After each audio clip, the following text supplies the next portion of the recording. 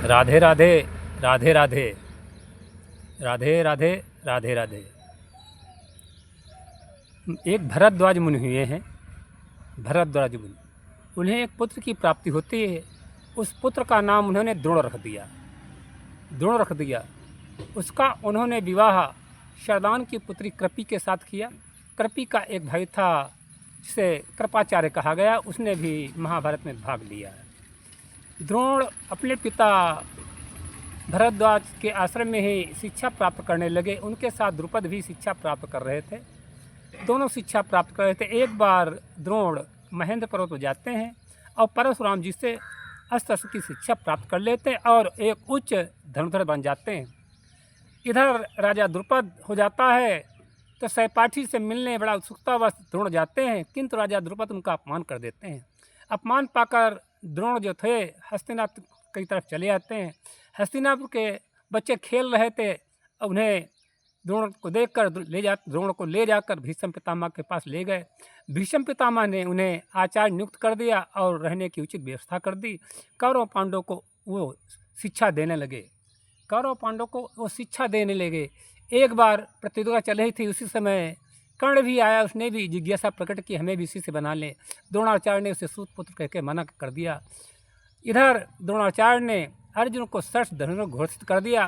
प्रतियोगिता चल रही थी, तब भी एकलव्य वो आता है कर्ण और चुनौती दे देता है, किंतु उसे सूत पुत्र कह के प्रतियोगिता में भाग लेने से मना कर दिया जाता है। एक बार एकलव्य आता है और कहता है हमें शिक्षा ग्रहण करनी और आप हमें शिष्य बना लें। द्रोणाचार्य उसे भील कह के मना कर देते हैं। जबकि जो एकलव्य था वो श्री कृष्ण का सगा चचेरा भाई था। वो जंगल में चला जाता और अकेले ही गुरुद्रोण को मानकर अब शिक्षा अभ्यास करने लगता और बहुत बड़ा धनुर्धर बन जाता है। इधर ये अर्जुन को श्रेष्ठ धनुर्धर घोषित कर देते हैं। कौरव पांडव को शिक्षा देते हैं। एक बार जंगल में जाते हैं तो देखते हैं कुत्ते का मुंह जो था तीरों से बंधा हुआ था, किंतु कुत्ते को किसी प्रकार की चोट नहीं जाए। तो कुत्ते के पीछे पीछे जाते हैं। कुत्ता वहीं जाता है जहाँ पर उसे बांध दिया गया था। देखते हैं कि एक नौजवान शिक्षा ग्रहण कर रहा, अभ्यास कर रहा है। उसे द्रोणाचार्य पूछते हैं तुम्हें किसने कहा, तुम किसके शिष्य हो? तो उसने परिचय बताया कि हम द्रोण के ही शिष्य हैं। तो द्रोणाचार्य ने कहा तो फिर मेरी गुरुदक्षिणा दे दिए। कूटनीति से द्रोणाचार्य ने उसका दाहिना हाथ का अंगूठा मांग लिया, उसने सहर्ष काट कर दे दिया। इधर महाभारत के युद्ध चल रहा है। सेना नायक द्रोणाचार्य बनाए जाते हैं।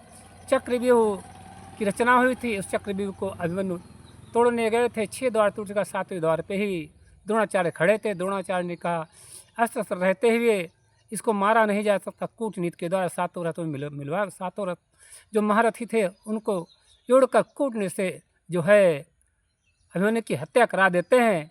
द्रोणाचार्य का वध धृष्टद्युम्न ने कर दिया था। राधे राधे राधे राधे राधे राधे।